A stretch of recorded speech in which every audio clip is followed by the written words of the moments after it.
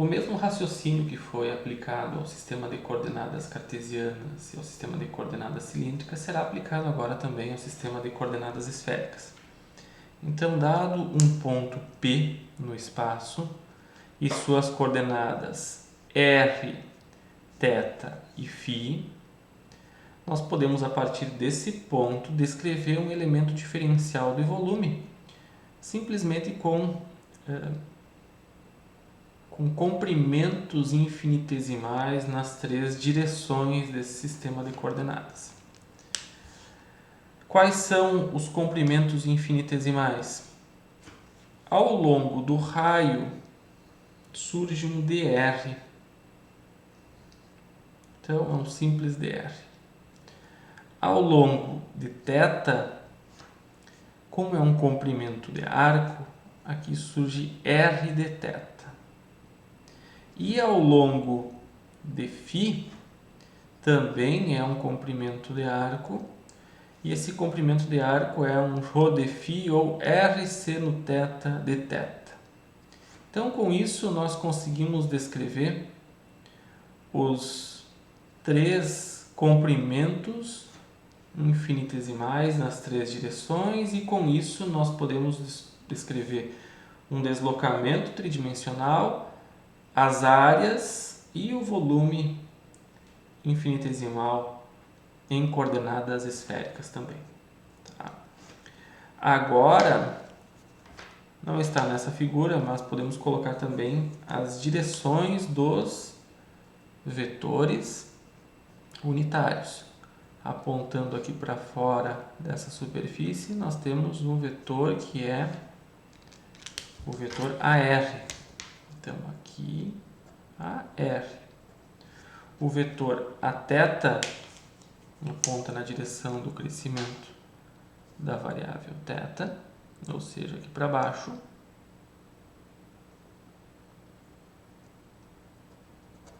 Então, aqui temos um Aθ.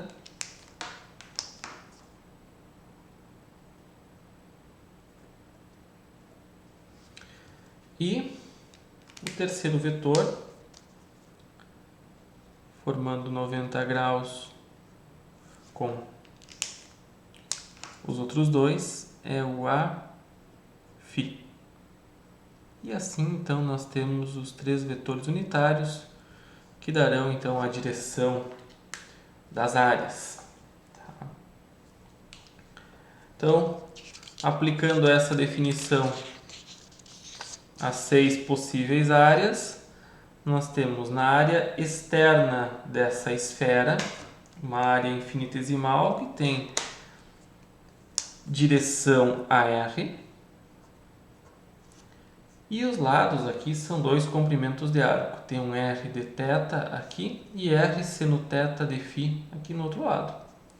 Então, vetor normal à superfície, área infinitesimal.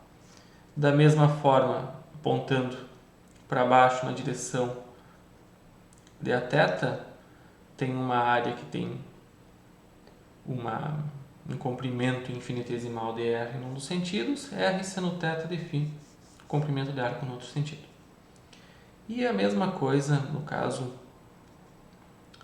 da superfície infinitesimal na direção a φ. Ela também tem lados dr na direção do raio e r de θ, que é um comprimento de arco na direção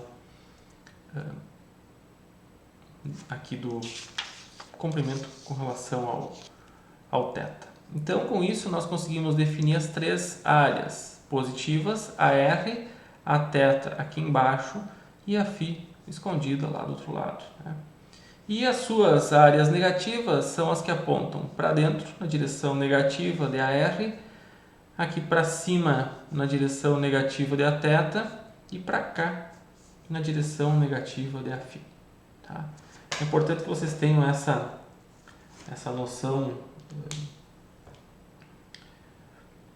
essa visão tridimensional, porque a partir daí vocês não terão dificuldades na hora de resolver problemas em eletromagnetismo de descobrir, eu preciso dessa área infinitesimal, e basta então recorrer à tabela e procurar qual elemento que vai ser utilizado. Então, com base nisso, Temos também deslocamento, superfície e volume infinitesimais no sistema de coordenadas esféricas. Então, começando pelo deslocamento. Deslocamento tem sempre direção no espaço. Um deslocamento na direção do raio da esfera tem comprimento de r, comprimento infinitesimal de r. Ao longo do vetor unitário a θ, r de θ. Ao longo de a φ, r seno θ de φ. Então, o deslocamento tridimensional em coordenadas esféricas pode ter essas três componentes. Tá? Outra definição de área ou superfície, basta multiplicar as arestas, os lados, né?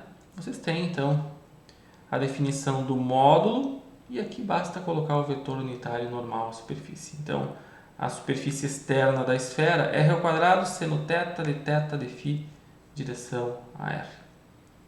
Superfície debaixo, na direção de crescimento da variável θ, r seno θ de r de φ.